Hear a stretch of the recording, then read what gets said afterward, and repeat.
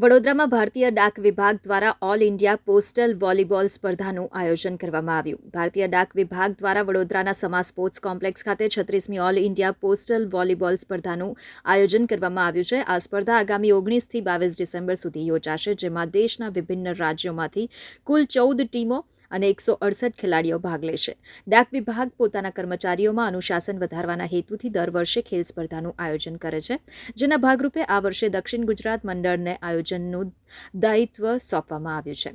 આ સ્પર્ધા થકી ડાક કર્મીઓમાં ખેલભાવના, સદભાવના વધારવા અને કલા સંસ્કૃતિની આપલે કરવાનો મુખ્ય હેતુ હોય છે.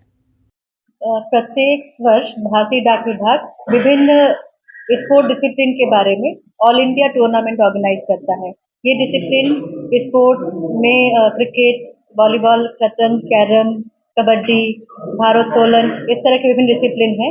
उसी डिसिप्लिन में से वॉलीबॉल के डिसिप्लिन का जो ऑल इंडिया टूर्नामेंट है वो इस बार वडोदरा में ऑर्गेनाइज हो रहा है समा स्टेडियम में. 19 से 22 तारीख के बीच में ये होगा और 14 राज्यों से टीम पार्टिसिपेट करने यहाँ आ रही है. लगभग 168 स्पोर्ट्स पर्सन इस इवेंट में पार्टिसिपेट करेंगे. इनका मकसद क्या होता है? मकसद होता है कि जो स्पोर्ट्स पर्सन रिक्रूट हुए हैं उनकी प्रतिभा को मौका देना, साथ ही साथ विभिन्न राज्यों की जब टीम आती है तो उनका आपसी वो मेलजोल होता है. वो दूसरे राज्यों में जाके जब खेलते हैं तो उस राज्य की कला, परंपरा, संस्कृति से भी वाकिफ होते हैं.